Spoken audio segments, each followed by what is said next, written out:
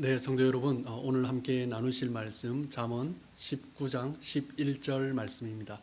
19장 11절 말씀 한 절의 말씀만 함께 봉독하겠습니다. 제가 봉독해 드립니다. 노하기를 더디하는 것이 사람의 슬기요 허물을 용서하는 것이 자기의 영광이니라. 오늘 함께 나누실 말씀은 분노하는 삶의 치유라는 제목으로 함께 말씀 나누길 원합니다. 한 번도 화를 내지 않고 살아가는 사람은 없을 것입니다. 어떻게 보면 화라는 것은, 분노라는 것은 마치 그림자처럼 우리와 늘 함께 하는 것이 아닐까라는 생각도 해보게 됩니다. 분노는 죄악된 것이다. 일반적으로 우리가 그렇게 이야기하죠. 그런데 성경에서는 분노를 무엇이라고 말을 하고 있는가? 분노에 대해서 어떻게 말을 하고 있는가? 성경은 분노 그 자체에 대해서는 정죄하지 않습니다. 잠언 19장 11절 오늘 함께 읽은 말씀을 보면요. 노하기를 더디하는 것이 사람의 슬기요. 그리고 잠언 16장 32절입니다. 노하기를 더디하는 자는 용사보다 낫고 자기의 마음을 다스리는 자는 성을 빼앗는 자보다 나으니라.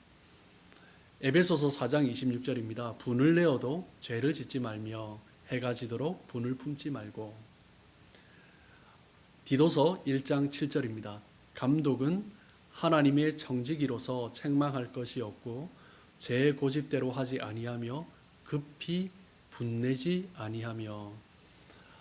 무엇을 말씀하고 있습니까? 성경은 분노하는 것에 대해서 정죄하고 분노 자체를 나쁜 것이다, 죄다라고 말을 하는 것이 아니라 분노를 하여도 더디하라, 노를 내어도 죄를 짓지 말라, 급히 분노하지 말라라고 말씀하고 있는 것입니다.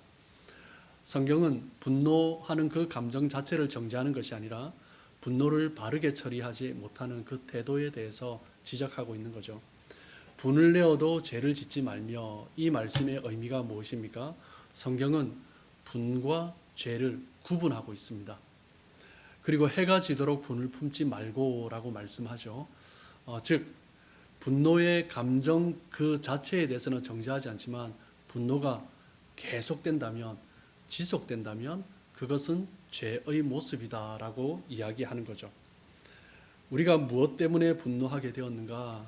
분노의 감정을 우리가 어떻게 처리했는가?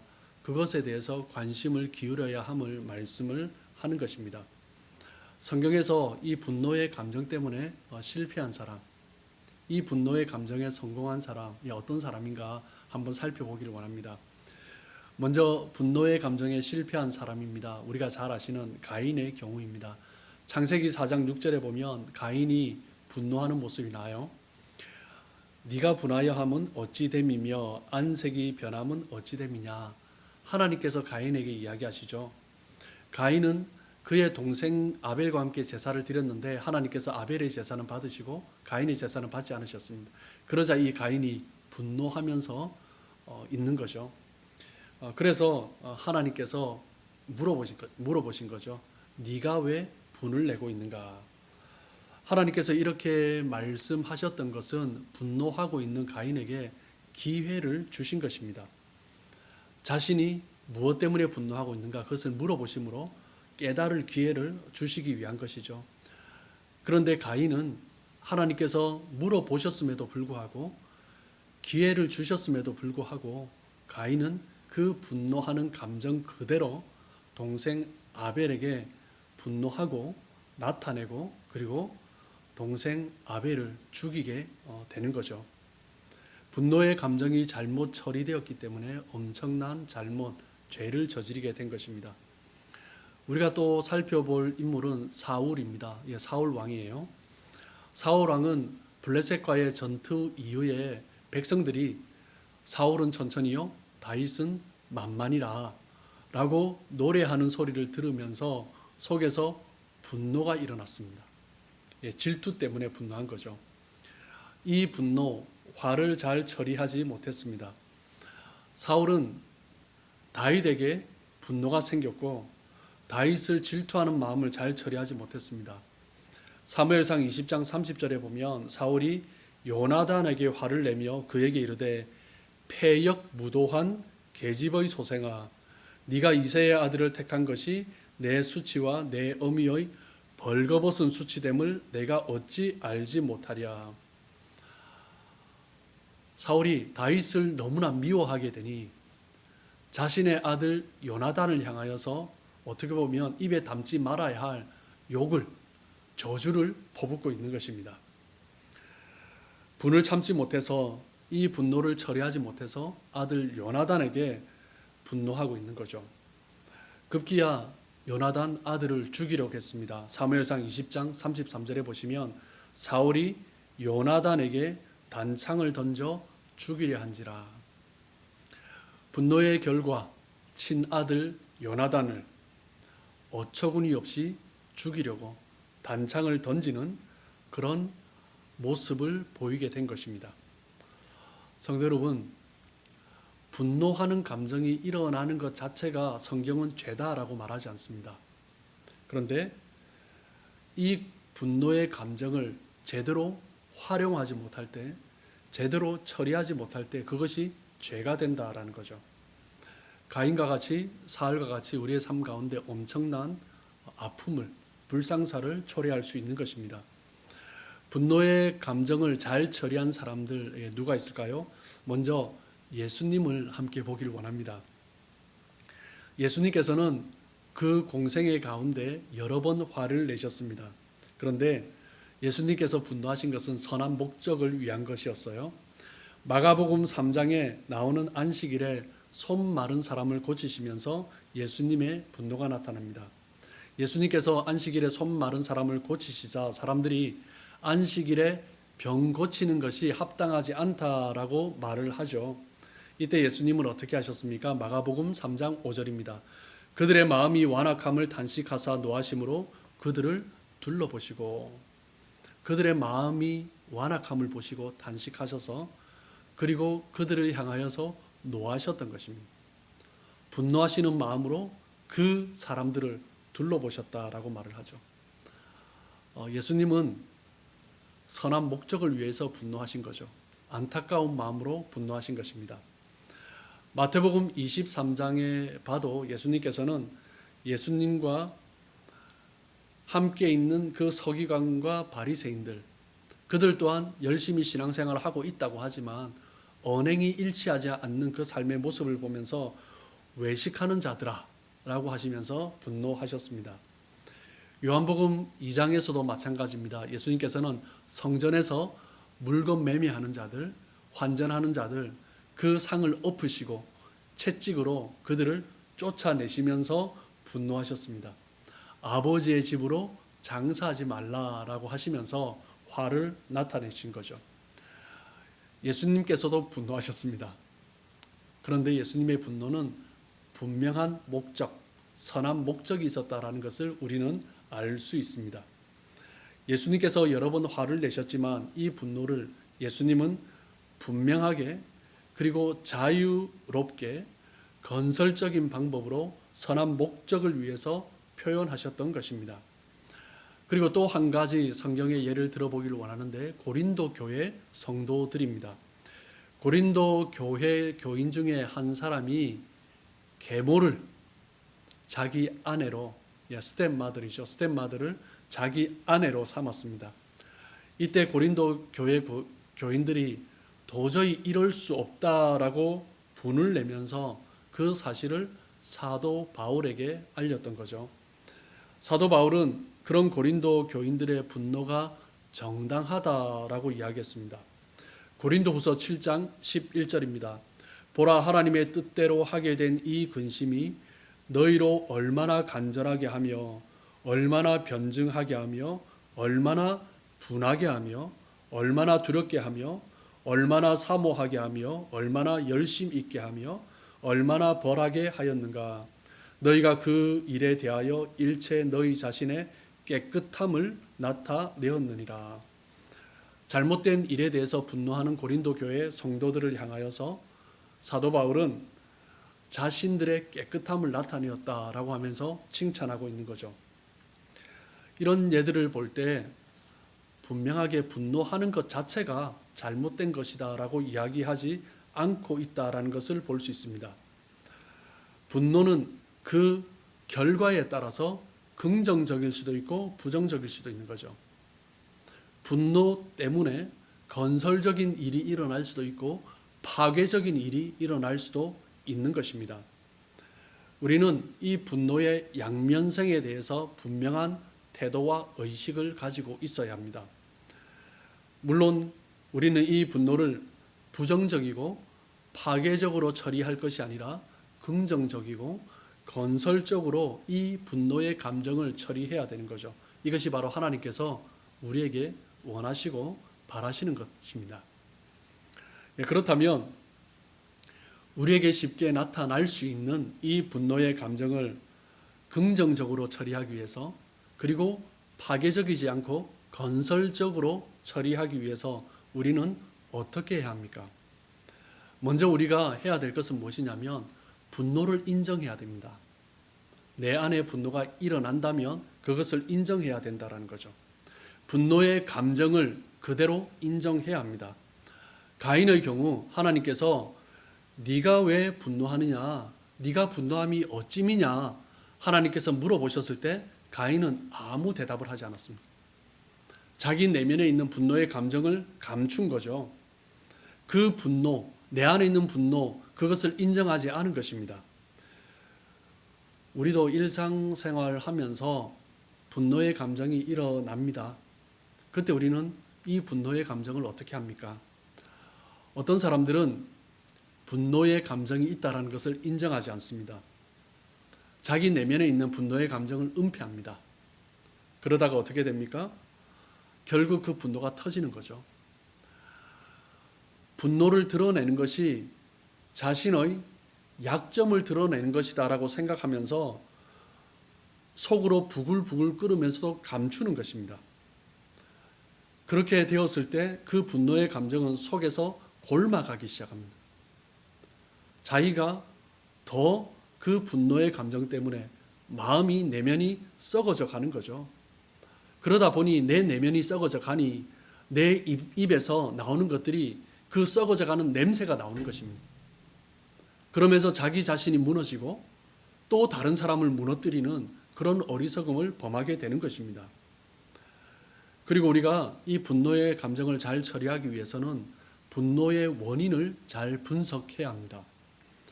나에게 일어나는 분노가 왜 일어나는지, 그 원인이 무엇인지, 그 원인을 분석할 때, 깨달을 때 이 분노의 감정을 잘 처리할 수 있는 거죠.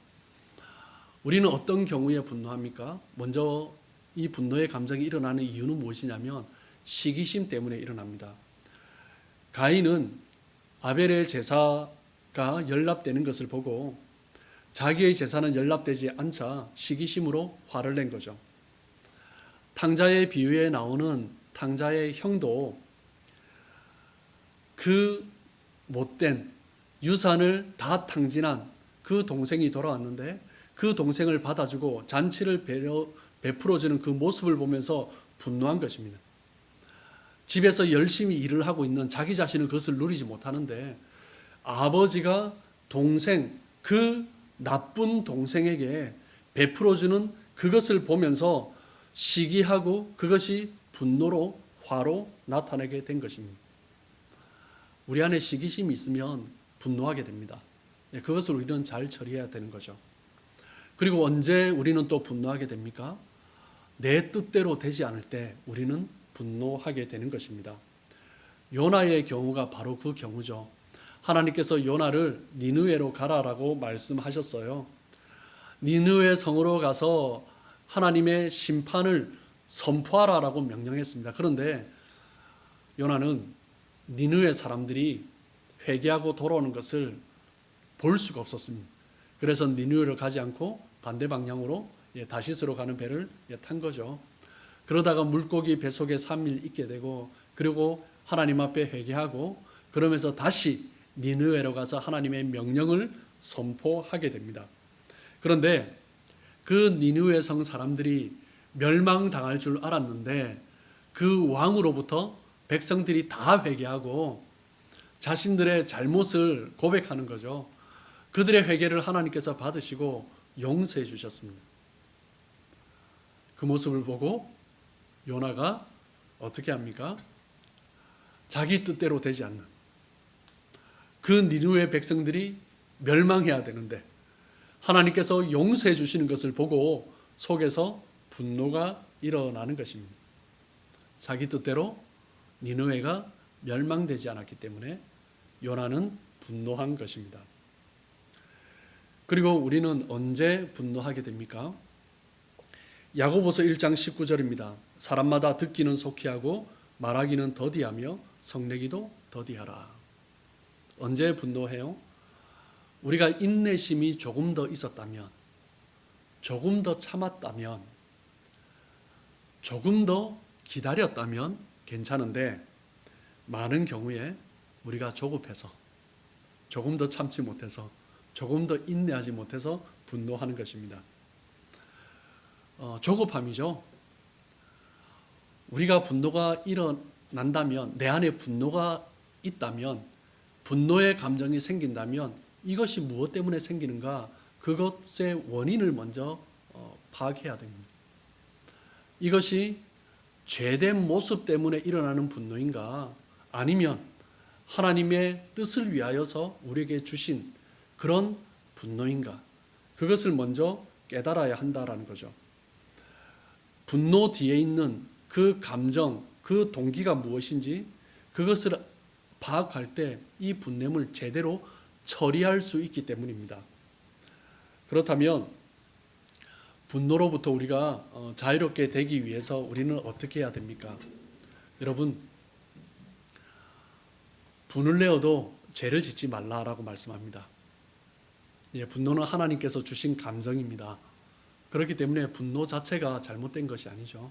그런데 이 분노로 말미암아 죄를 짓게 될 때 이 분노하는 감정 때문에 마귀가 일하는 발판이 되게 할 때 그때 우리는 죄를 범하는 거죠. 마귀에게 기회를 주지 않아야 합니다.